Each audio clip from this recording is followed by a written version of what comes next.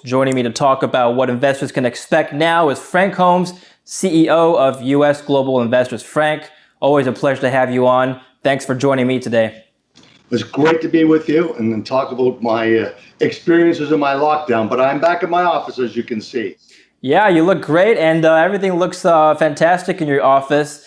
Now, Frank, I wanted to start by asking you about your sentiment in the markets. We've seen a lot of volatility this week following the Fed's announcement of keeping rates near zero. What's your take on it? Can we expect volatility to continue in the stock markets? Oh, absolutely. The volatility has expanded a lot. The daily volatility used to be 1%. That meant 70% of the time it was a non-event for markets to go up or down 1%, and now it's pushing 2%. That's quite significant. In fact, that's greater than bullion itself. And so I think that as all this money, the trillions of dollars being printed, somehow showing up in the marketplace and showing up in people's hands is creating this sort of volatility. And also there's lots of negative uncertainty in the news. It's an election year also, so there's lots of sparks flying back and forth, and that just makes the greater volatility. And you have to have the stomach and have the mindset to be able to trade around that volatility. The timing of the correction this week was right after the Fed's announcement. Now, was this in any way related to the Fed, or did this have more to do with coronavirus fears? You know, David, we have our what's called our syndicator, our internal global indicator of all these commodities and various indices. And we get these extreme overboughts and oversold. Last Friday, it was at a 90 rating. It never stays up there for more than a week. It's never.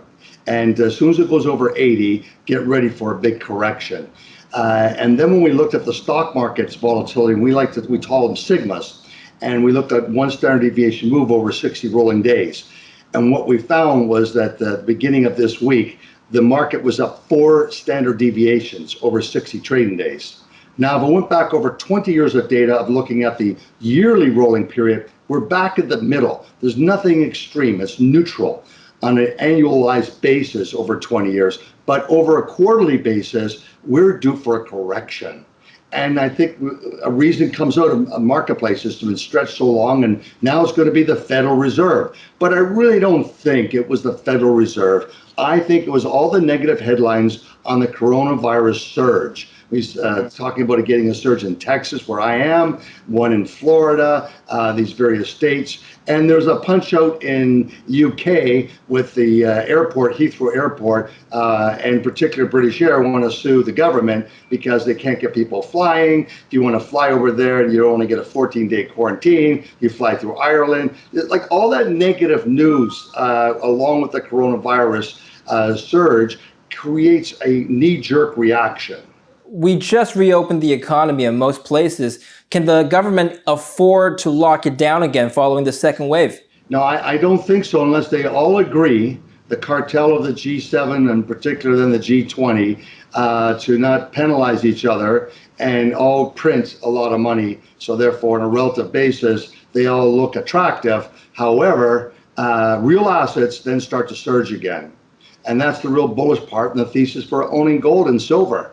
Yeah. And I think that Powell's comments yesterday should be really seriously taken to heart. He said that the government will continue to forcefully, proactively, and aggressively print money and facilitate economic turnaround. Now, you don't hear those words from the Bank of Canada. And so the leadership is really going to come from the Fed, Powell, and this is a guy with tremendous private equity experience. He has lots of capital markets experience. He's also disciplined as a lawyer and a businessman, and he's making these very strong statements. So that means they're going to print, and I think you're going to see another couple of $1 trillion in the summer come into this whole thing. I've said from day one, I think it's going to take $10 trillion, the U.S. alone, and that's forgetting what Europe is spending.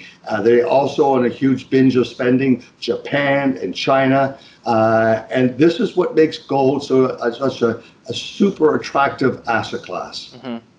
Yeah, let's talk about gold now, because now as an investor, Frank, are you at all relieved at the fact that the Federal Reserve, like you said, is expected to continue quantitative easing? I think that it's a global phenomena, and what people have to remember, since 2009, the central bankers and the finance ministers of the G20 countries function like a cartel, and since 2009, they've been functioning on synchronized taxation and regulation, and now it's synchronized printing of money to deal with the coronavirus attack, and I think that that's what's unprecedented. So coming back is that when you see all this money being printed out of thin air in Switzerland, they immediately go buy Apple. They're going to buy stocks. They're going to pay a dividend higher than they're printing money. They're going to buy Clorox. You're seeing now the Federal Reserve can't do this in the country, but they can go in the futures market, and they've been buying ETFs. They've been buying bond ETFs, in particular junk bonds and corporate bonds, to try to get those yields down so that there's no stress on the economic engine. The other part's really important to recognize, which I know so dearly, is my JETS ETF. Yeah. Because the government has learned that there's 1 in 15 jobs in America are linked to the airline industry. So if you look at Vegas, which Vegas, 90% of the traffic to Las Vegas is airplanes and jets. And there's now 200,000 empty beds and 300,000 people unemployed. They better get people flying there, because then they get those rooms filled and they start hiring more people to get the overall economy going. It's a multiplying effect. So I think there's a real push, and they've learned what after 9/11 that they didn't fast enough go to fast track the growth in the airlines industry because of the multiplying effect. And after 2009, this time, $25 billion, we're going to do everything to help you out. And the sad part was Warren Buffett dumped all over the airlines, and they're up 40% since he did his price reversal. But I think what people recognize, in August he turns 90, and 82 is the median age for people that die from the coronavirus. So I think anyone that's older is going to be much more cautious, risk averse. Mm-hmm. So I respect him, but he didn't invest in the overall economy either. And a lot of asset classes have performed. He doesn't like gold, but gold has outperformed Berkshire for the past 20 years. And Franco-Nevada, my favorite gold royalty company, has more than doubled the performance of Berkshire Hathaway for the past decade. So I think the fact that he doesn't like airlines should not turn around and all of a sudden say, then therefore you can't like airlines, because he's missed a lot of great trades, in addition to Amazon and Google. Just on that note about airlines real quickly, you mentioned that we might, we're going to see a recovery soon. Are there going to be structural changes in the airlines industry during this recovery phase?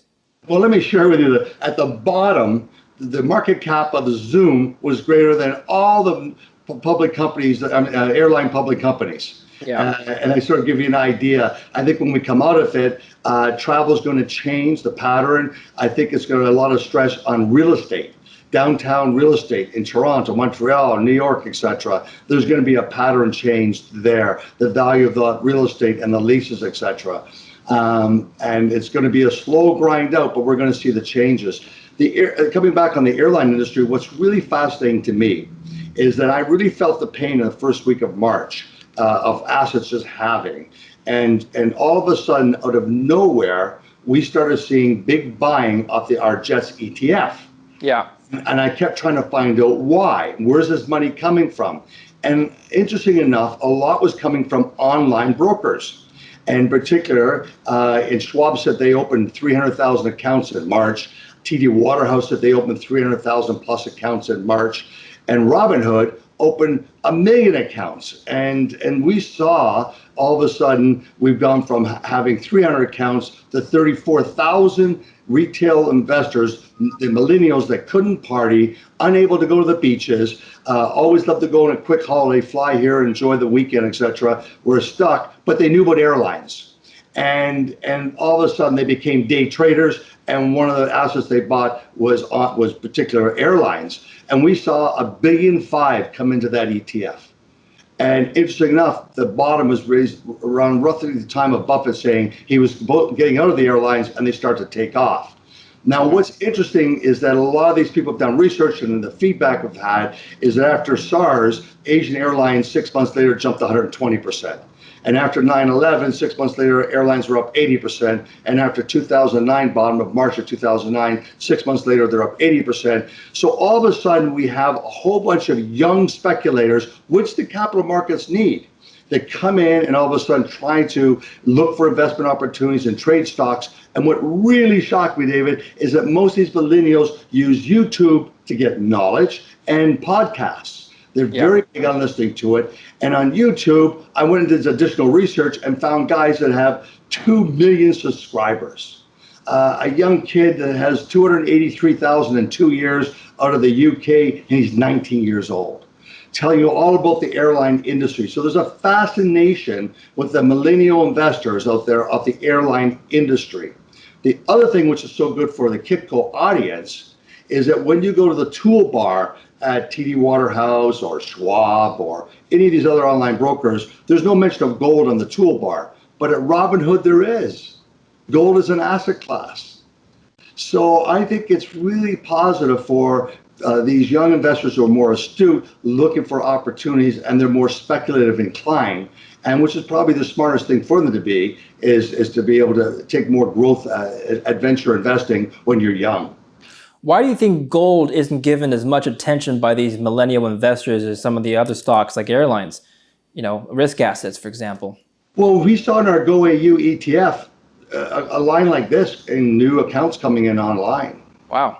Yeah, no, it's happening, but they're small accounts. So I'm told that when you look at a Schwab account, it's $50,000, and at Robinhood, it's $10,000. But still, between $34 and $300 million of their money came into Jets ETF. And I think that's what's remarkable. But the fact is that Robinhood allows you to buy Bitcoin.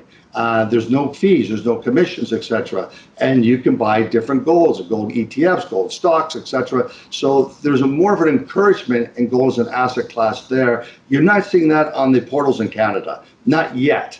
And Canadians institutions are way underweight at gold stocks. And probably I understand why. And the generalists now are buying gold stocks. The best performing S&P gold stock is the only one that's gold is Newmont. And why? Because it has free cash flow. So in this last quarter, into March, most of the S&P had free cash flow at the end of December was wiped out. And those stocks that had free cash flow far outperformed the overall market. And Newmont was one of them. And Newmont was one just on a tear. Not only was gold going up, but it has free cash flow. And now you're seeing Yamanas, you're seeing Barracks, these other companies articulating that they have a free cash flow yield. And it's the generals that comes in is buying those stocks. So you're going to start seeing this sort of bifurcation and coming back on the royalty companies, the three big ones, Royal Gold, Wheaton Precious, and Franco-Nevada. I think in the first quarter, they had close to $500 million of free cash flow. Okay. Now, offline, you mentioned that gold stocks need two ingredients to rise: rising gold prices and the rising stock market. And are you saying that we're going to get both this year? Absolutely, because the president is focused on the stock market. And I think that's what's really important. And to me, it's most interesting when the first movie came out on Wall Street that was so negative. Everyone thought, and what happened, and you found all the business schools, all the kids graduating wanted to go to Wall Street. Sure. Greed is good. Remember that? Greed is good with the Gecko. I do, yeah, great movie. And so most of the culture of society said, well, no, greed is bad and no one's going to go there, etc. It did the opposite. So I think that they turn around and say they don't like his politics, they don't like his rhetoric, but they like the stock market because he likes the stock market. So these are the paradigms that we're dealing with. These are differences, and it's no endorsement of the president except for if you follow sentiment tools and sentiment analysis, what he talks about positive and negatively, it shows up that those stocks go up or down very quickly. Currencies can go up and down very quickly. We saw that what happened with Boeing. We've seen that with Sony. We've seen that with the Mexican peso, that they can have a surge up or down on what his thoughts are. So today's markets are defined by, most of the trading are by quants. And quants look at words and they listen to those words and they do regressional studies and they say, those words mean this. Quickly they jump in. Gold stocks, they get crushed very quickly, so often it's off a press release. No gold analyst was able to read the data and all of a sudden do the calculations and then say, oh, I'm going to sell it. It happens what used to take 2 weeks, it happens in 2 hours. Fantastic insights, Frank. You've given us a lot to think about. Thanks for coming on the show today. Be bold and make sure you got your